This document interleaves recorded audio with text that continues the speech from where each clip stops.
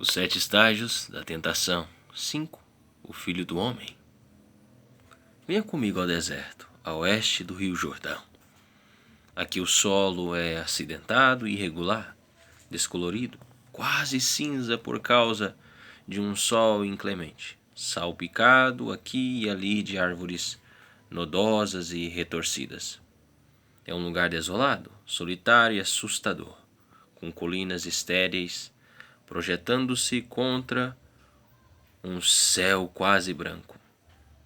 Ao sul há um declive que desce 60 metros até o lugar mais baixo da face da terra, às margens do Mar Morto.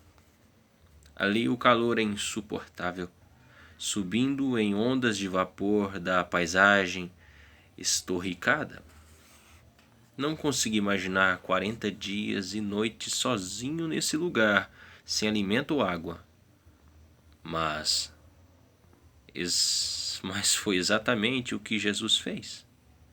Marcos diz: onde esteve 40 dias tentado por Satanás, vivia entre as feras. Marcos, capítulo 1, versículo 13. Coloque-se no lugar de Jesus, se puder. Mal a atmosfera emocional e espiritual do seu batismo se desvanecera, quando o Espírito o impeliu, o levou para o deserto, onde se viu lutando com o diabo. Não houve nenhuma palavra profética de João Batista para dar testemunho de sua missão, nem multidões que o adoravam para encorajá-lo, e nenhuma voz audível do Pai para incentivá-lo. Sem nenhum consolo humano, sozinho com as feras, ele começou a guerra contra o inimigo de nossas almas. Durante 40 dias e noites sofreu todas as tentações imagináveis, mas não sucumbiu. Depois ficou exausto. Nunca esteve mais vulnerável.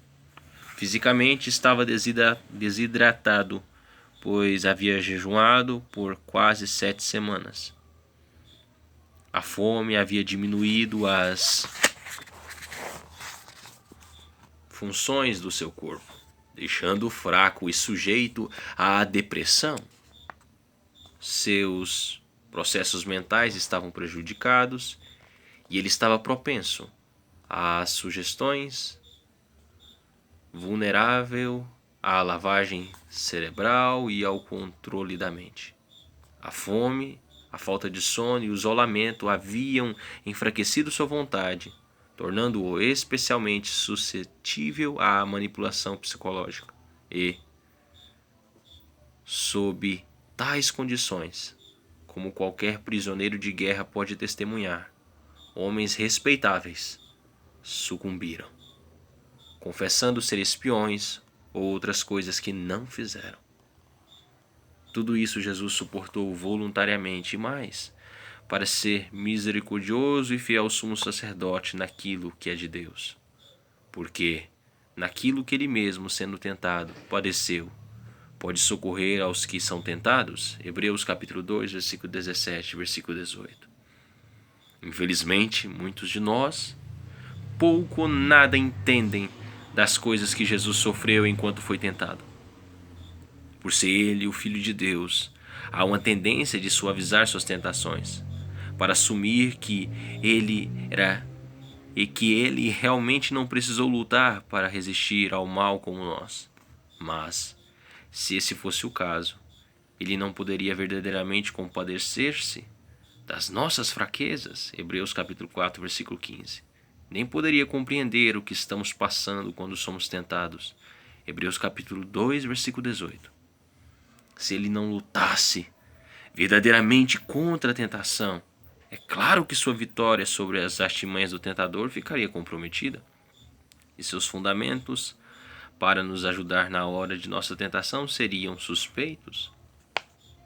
A fonte de nossa incapacidade para aceitar que as tentações de Jesus sejam tão reais quanto as nossas é, pelo menos em parte, a nossa falta de disposição para crer que ele foi realmente humano. Embora prestemos culto ao Deus encarnado, poucos de nós já consideraram o longo alcance disso? Enquanto os teólogos liberais lutam para aceitar a divindade de Jesus, os evangélicos são pressionados a aceitar a sua humanidade. Mas ambas são igualmente verdadeiras e de importância máxima. Jesus é Filho de Deus e Filho do homem. Totalmente humano. As Escrituras são enfaticamente claras. Embora Jesus fosse divino, foi também totalmente humano. Enquanto viveu neste mundo, não era Deus disfarçado em ser humano, mas era um homem de verdade. Pelo que convinha que em tudo fosse semelhante a seus irmãos. Hebreus capítulo 2, versículo 17.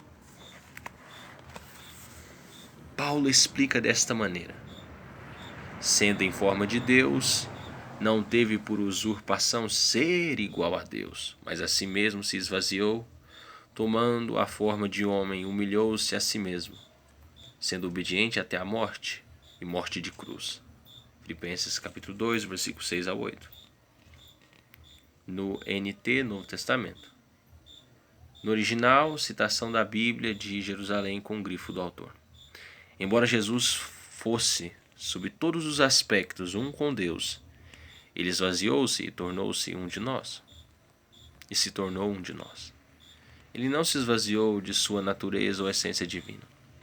Antes, como a tradução em inglês moderno de Phillips declara, abdicando de todos os privilégios, Filipenses 2,7, cartas para hoje. Ele voluntariamente renunciou a todas as vantagens de sua natureza divina para se tornar um ser humano completo. Ele ainda era o próprio Deus, mas livremente escolheu viver a vida de um homem para cumprir as exigências justas da santa lei do Pai. Embora desejasse compreender sua humanidade sob uma perspectiva teológica, não conseguia que isso se tornasse real para mim. Embora desejasse compreender sua humanidade sob uma perspectiva teológica, não conseguia que isso fosse real para mim. Mas tudo mudou, uma tarde, há cerca de 20 anos, enquanto lia Peculiar Treasures, Tesouros Peculiares de Frederick Buechner. Subitamente comecei a chorar. De tal forma, consegui identificar-me com Jesus como Buechner o apresentava. O Jesus que ele descrevia estava tão exausto por causa das exigências do ministério, que adormeceu no momento em que entrou do barco. Marcos capítulo 4, versículo 35 a 41. Ele devia estar morto para o mundo, porque Marcos diz que a tempestade não o acordou nem mesmo quando as ondas batiam contra os lados do barco. À margem do meu livro, escrevi com caneta vermelha: meu Deus, como ele devia estar cansado.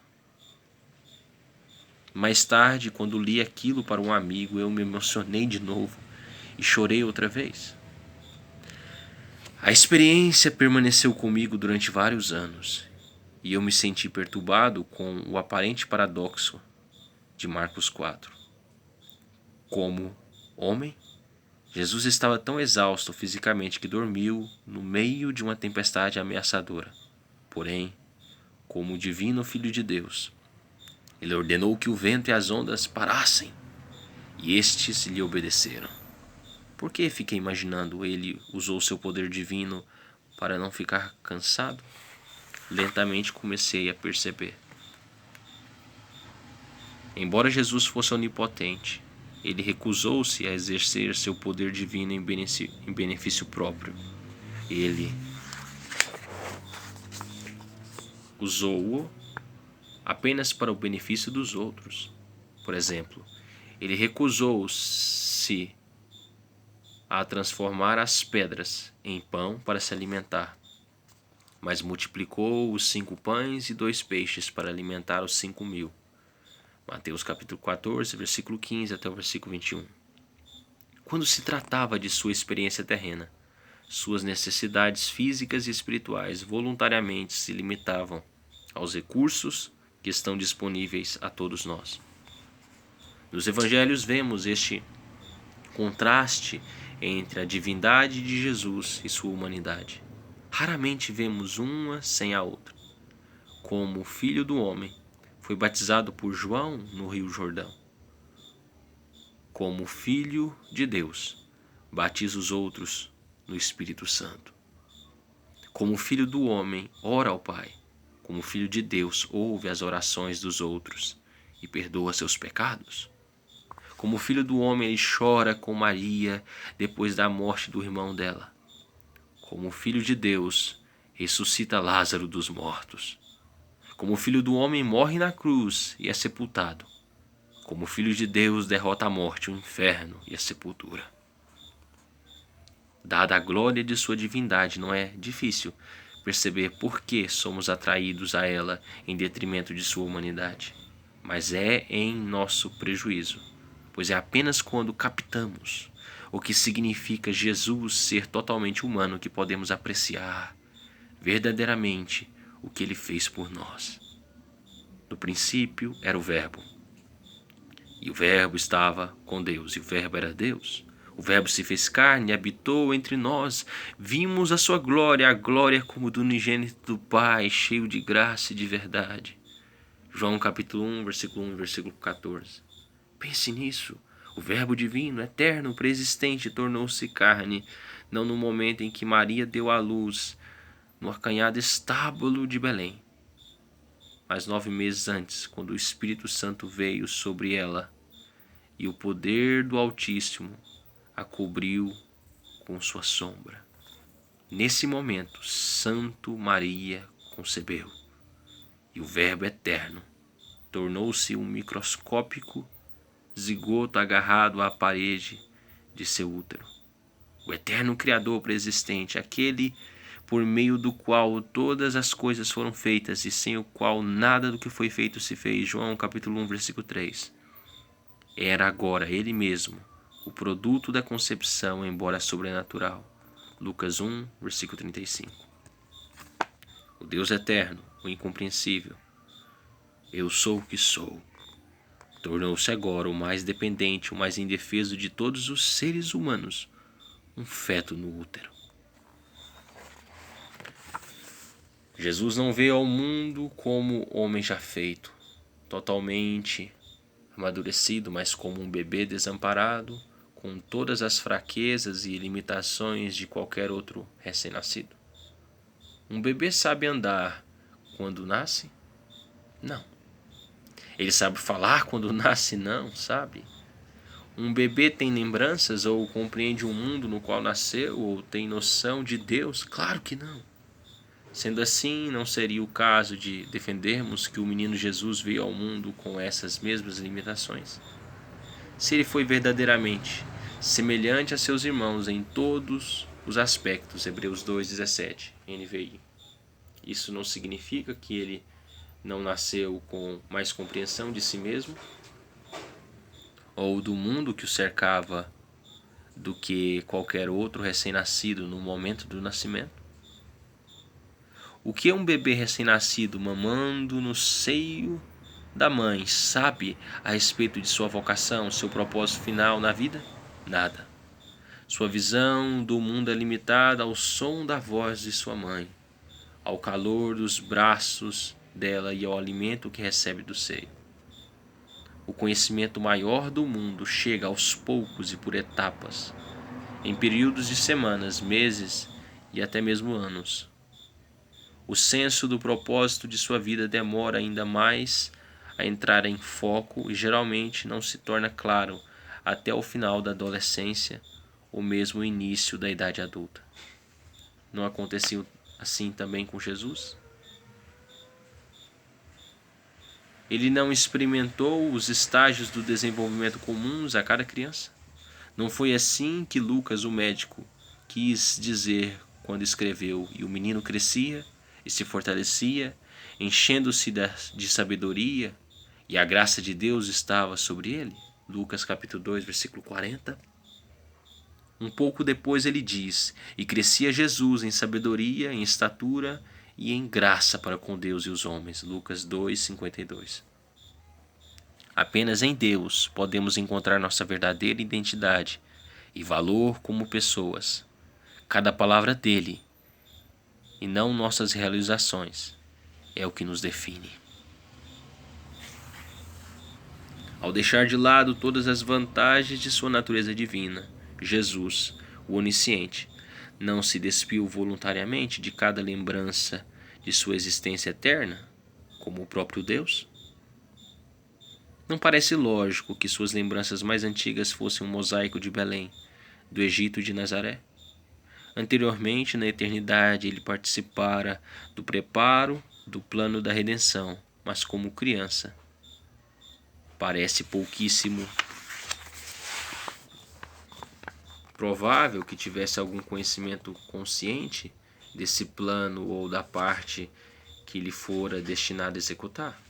Isso lhe seria revelado pelo Espírito quando ficasse mais velho. Como criança, se de alguma forma pensava no futuro, provavelmente sonhava em se tornar um carpinteiro como era José, seu pai na terra.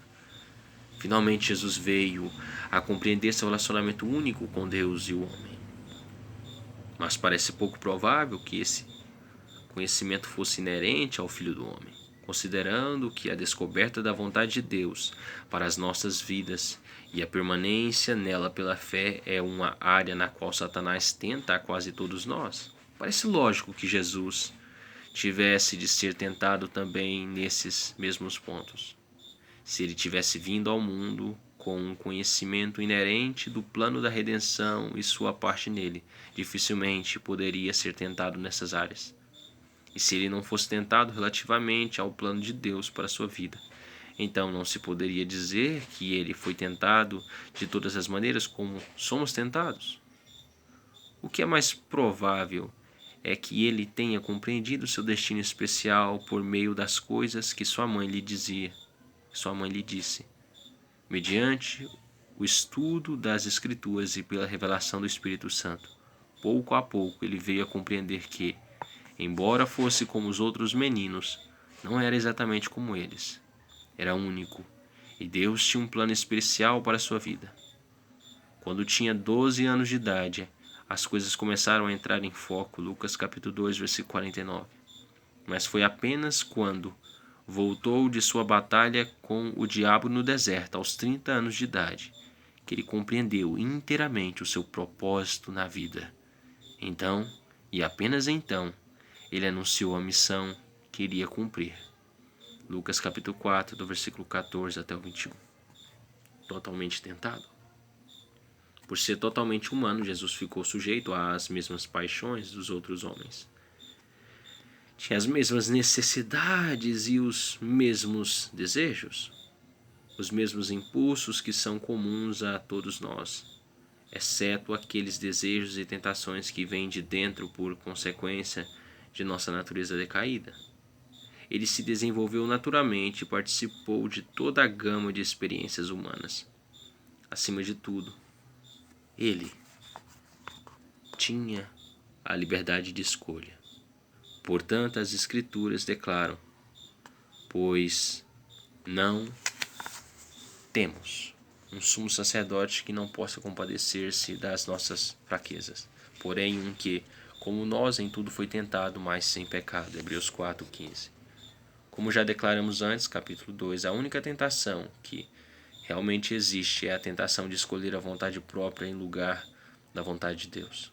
Embora toda tentação esteja enraizada neste desejo maligno, ela se disfarça de muitas maneiras. Com frequência, vem disfarçada como a necessidade de comprovar nosso valor próprio, ou como a tentação de usar Deus em vez de servi-lo, ou como o desejo da riqueza e do poder. Quando Satanás tentou Jesus no deserto, foi nessas três áreas que atacou, pois elas abrangem toda a gama da experiência humana. Satanás não se aproximou de Jesus com aquelas três tentações antes que o Filho do Homem estivesse à beira do colapso. Depois de 40 dias sem alimento, o seu corpo estava a caminho de desfalecer. Mental e emocionalmente, ele estava ao ponto do esgotamento total. tendo lutado contra as hostes do inferno dia e noite por quase 7 semanas, exatamente quando pensou que sua experiência no deserto havia acabado, Satanás voltou com uma desforra. Disse-lhe o diabo: se tu és o filho de Deus, dize a esta pedra que se transforma em pão. Lucas capítulo 4, versículo 3. Fisicamente, Jesus estava fraco de fome. Do ponto de vista psicológico e espiritual, ele ainda estava lutando por compreender o que significava ser o Salvador do mundo. A maneira de Satanás se aproximar tocou nas duas áreas, e como David L. McKenna destacou, um apelo legítimo para um desejo natural é a armadilha mais sutil para o pecado. À primeira vista, a sugestão de Satanás parecia bastante inocente, até mesmo lógica. Se transformasse pedras em pão, Jesus satisfaria sua fome física, também provando que era verdadeiramente o Filho de Deus. Com um simples milagre poderia resolver as duas questões. É o que nos parece. Contudo, quando examinamos melhor, vemos que não havia nada inocente no apelo do tentador. Ao lançar dúvidas sobre a divindade de Jesus, ele colocava dúvidas sobre o caráter do Pai, uma tática que tem utilizado ao longo dos tempos. Imediatamente antes de estar no deserto, Jesus fora batizado por João no Rio Jordão. Após o seu batismo, Deus falou do céu em voz audível, dizendo: Tu és o meu filho amado, em ti me comprazo. Lucas 3, versículo 22. Agora Satanás tentava Jesus a provar sua filiação, em vez de confiar na palavra do Pai para autentificar a si mesmo, em vez de buscar sua identificação na afirmação do Pai. Jesus lhe respondeu: está escrito, nem só de pão viverá o homem, mas de toda a palavra de Deus. Lucas 4:4. Em outras palavras, apenas em Deus podemos encontrar nossa verdadeira identidade e valor como pessoas. Sua própria palavra, e não nossas realizações, é que nos define. Tentar provar nosso valor, nosso próprio valor, é um exercício fútil que leva a todo tipo de tentações. Na segunda tentativa, Satanás apelou novamente para uma necessidade legítima. Como Messias, Jesus receberia poder para governar o mundo, e o seu reino não teria fim. Agora o inimigo lhe oferecia um atalho. Jesus não teria de sofrer e morrer para ser grandemente exaltado, como o plano de Deus exigia. Disse-lhe o diabo: não, dar-te-ei toda esta autoridade agora, e a glória desses reinos, pois a mim me foi entregue, e a dou a quem eu quiser. Portanto, se me adorares, tudo será teu. Lucas capítulo 4, do versículo 6, versículo 7. Seria Jesus vulnerável a esta tentação? Sem dúvida, pois Satanás nos ataca apenas naquelas áreas em que somos suscetíveis. Sabendo que Jesus vinha de um contexto de pobreza, nascer em uma manjedoura, aprender a carpintaria e fora criado em uma cidade que tinha a reputação de não produzir nada de bom, esta tentação certamente tinha um apelo poderoso para ele. É muito provável que Satanás tenha bombardeado a mente de Jesus com centenas de maneiras sobre como utilizar o seu poder para o bem em vez do mal, mas Jesus não sucumbiu. Jesus lhe respondeu: está escrito, adorarás ao Senhor teu Deus, e só a Ele servirás. Lucas capítulo 4, versículo 8. A terceira e última tentação foi a tentativa de fazer Jesus usar Deus em vez de servi-lo. O diabo levou-o a Jerusalém, colocou-o no pináculo do templo e disse: se tu és o Filho de Deus, lança-te daqui abaixo, pois está escrito, mandará aos teus anjos acerca de ti, que te guardem e que te sustenham nas mãos, para que não tropeces com o teu pé em alguma pedra. Lucas capítulo 4, do versículo 9 até o versículo 11. Observe que esta tentação também foi cuidadosamente expressa em palavras que a legitimaram. Que maneira melhor para lançar o seu ministério divino do que uma exibição espetacular de poder sobrenatural? especialmente quando a tradição rabínica diz: quando o rei Messias se revelar, então ele virá e se colocará sobre o teto do santo lugar. No canto do templo, onde o portão real e o portão de Salomão se encontravam, havia um declive de cerca de 135 metros para o vale do Regato de Cedron. Não é difícil imaginar que impressão Jesus causaria se resolvesse lançar o seu ministério desse jeito, com centenas, talvez milhares de pessoas observando o pátio do templo lá embaixo, inclusive os líderes religiosos mais influentes daquele tempo. Ele receberia credibilidade imediata, com os anjos voando dos 4 cantos da terra para ampará-lo exatamente antes de sua queda mortal. Quem duvidaria de suas reivindicações messiânicas? Mas esse não era o método de Deus, e, rejeitando-o, Jesus também rejeitou toda a miríade de métodos pelos quais o inimigo nos tenta a usar Deus em vez de servi-lo. Respondeu-lhe Jesus: dito está, não tentarás o Senhor teu Deus. Lucas capítulo 4, versículo 12. Naturalmente, essa não foi a primeira vez que Jesus foi tentado, nem a última. Considerando que as Escrituras ensinam que ele, como nós, em tudo foi tentado, Hebreus 4,15, podemos ter certeza de que ele experimentou todas as tentações que são comuns a cada estágio do desenvolvimento humano. Como jovem, ele foi, sem dúvida, tentado com as coisas que tentam todos os jovens: pressão dos colegas, dúvidas pessoais, despertamento sexual, egoísmo, mentira, desobediência e raiva, citando apenas alguns itens. E, como adulto, ele continua a lidar com a tentação, apenas em um nível diferente, de acordo com a sua maturidade espiritual e emocional. Agora, ele era tentado com materialismo e ambição egoísta, com relacionamentos impróprios e questões éticas.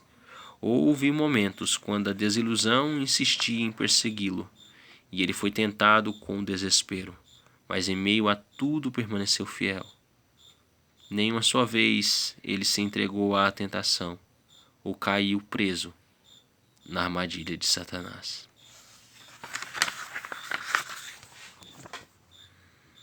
Totalmente triunfante? O registro bíblico é claro: Jesus não pecou. Ele triunfou sobre todas as tentações, derrotou o diabo todas as vezes. Deus Pai deu testemunho de sua fidelidade.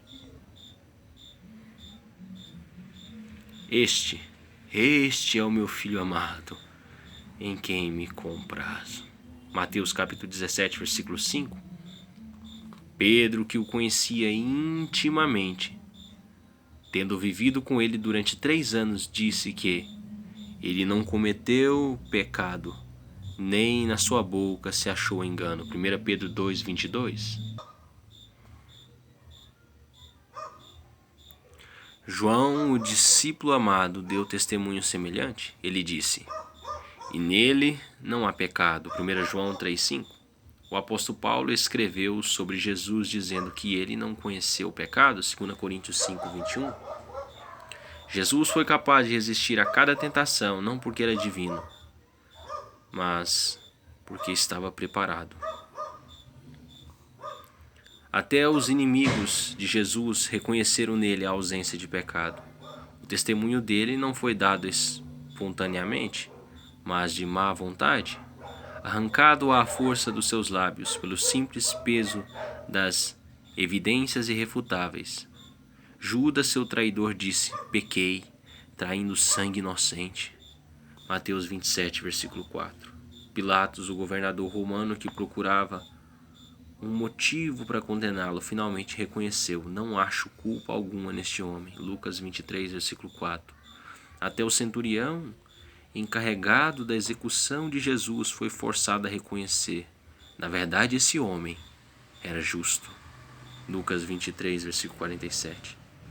Permanecendo obediente a Deus diante de cada tentação, Jesus derrotou Satanás, abrindo assim caminho para toda a humanidade também triunfar sobre ele. por meio de sua obediência fiel, o Filho do Homem também cumpriu completamente as exigências justas de um Deus totalmente santo, e tornando-se obediente até a morte, e morte de cruz. Filipenses 2:8. Ele satisfez totalmente as justas exigências do Deus Todo-Poderoso, pagando assim a penalidade pelos pecados de cada ser humano, passado, presente e futuro. Sem sua dúvida, sem sua vida imaculada, a morte sacrificial de Jesus seria em vão, satisfazendo a justiça de Deus, mas não as exigências justas de sua santa lei. Da mesma forma, sua vida sem pecado, sem sua morte sacrificial, também teria sido em vão, satisfazendo as exigências justas da santa lei de Deus, mas não sua justiça. Apenas tornando-se um homem, Jesus poderia resistir à tentação e cumprir fielmente as exigências da santa lei de Deus.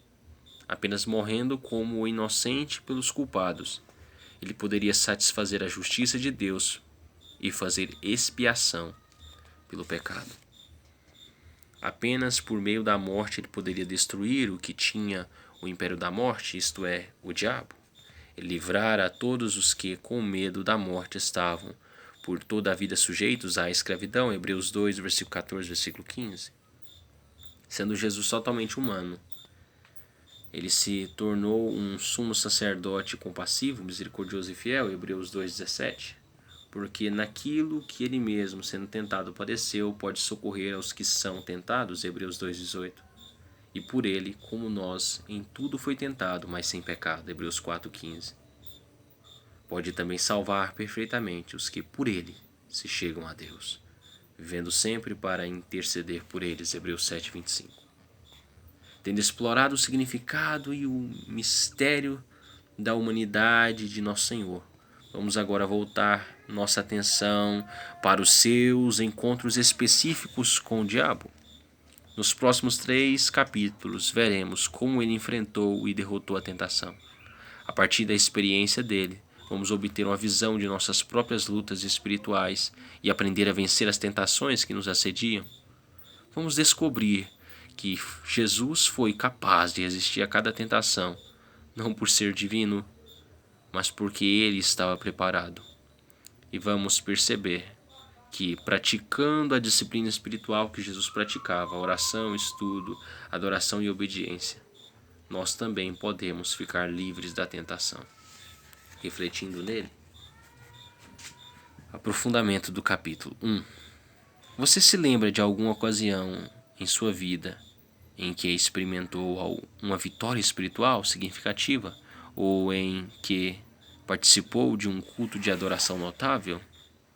Para a maioria de nós, um acontecimento como esse geralmente vem seguido de depressão emocional e tentação de minimizar seu significado. Como suas experiências se espelham nas de Jesus depois que ele foi batizado?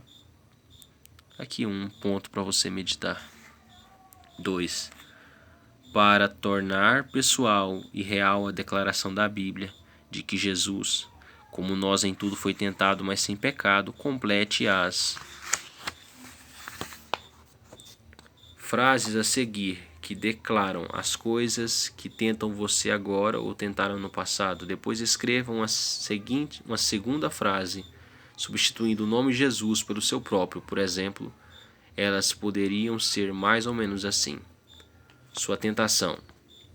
Mentira. Sou tentado a perder o controle e gritar com os outros. Sou tentado a mentir, esconder a verdade dos outros. A tentação de Jesus. Jesus foi tentado a perder o controle e gritar com os outros. Sua tentação. Cobiça. Sou tentado a cobiçar e ignorar as necessidades de minha família quando estou cansado. Egoísmo. Sou tentado a ser egoísta e ignorar as necessidades de minha família quando estou cansado. Ira. Jesus foi tentado a perder o controle e gritar com os outros. eu fui tentado a perder o controle e gritar com os outros. Tentação de Jesus. Jesus foi tentado a ignorar a necessidade de sua família quando estava cansado. Escreva tantos exemplos quanto puder em seu momento devocional a sós com Deus. Escreva várias e várias páginas. Isso vai beneficiar sua compreensão de Jesus como Filho do Homem. Se você for o mais sincero e específico possível em relação às suas tentações, por exemplo, de natureza sexual, de ser egoísta, de desejar vencer a todo custo aqueles sentimentos de ódio contra outras pessoas, etc. Quando você preencher com o nome de Jesus essas mesmas tentações, torna-se claro que ele pode identificar-se com seus servos. Fica aí um belo exercício de aprofundamento sobre esse capítulo. 3. Das escrituras citadas em questão, 2 delas terminam com a expressão "mas sem pecado". Em que áreas de sua vida está a declaração sobre a tentação também seria aplicável a você? Das escrituras citadas em questão, 2 delas terminam com a expressão "mas sem pecado". Em que áreas de sua vida esta declaração sobre a tentação também seria aplicável a você? Você consegue perceber que é por meio da presença dele em nossa vida diária que também podemos ser tentados, mas sem pecado? Já parou para refletir nisso? 4. De acordo com este capítulo, qual é a estratégia decisiva disponível a cada um de nós hoje, que Jesus utilizou para resistir com sucesso às tentações do diabo depois do seu período no deserto? Então, de acordo com esse capítulo, qual a estratégia decisiva disponível a cada um de nós hoje, que Jesus utilizou para resistir com sucesso às tentações do diabo depois do seu período no deserto? Então, se você for meditar na tentação de Cristo, você vai perceber que ele havia decorado a Escritura, meditado nela, e ele estava pronto para vencer aquela tentação. Eu te pergunto, como vai a sua vida de leitura bíblica? Quantas passagens dos evangelhos você já decorou? Deuteronômio, Salmos. Você sabe combater os pecados? Você tem versículos decorados para combater tentações?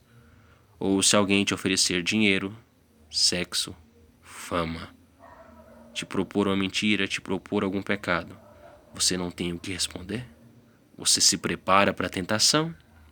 Ou você é um soldado sem espada, alguém que não treina para a guerra?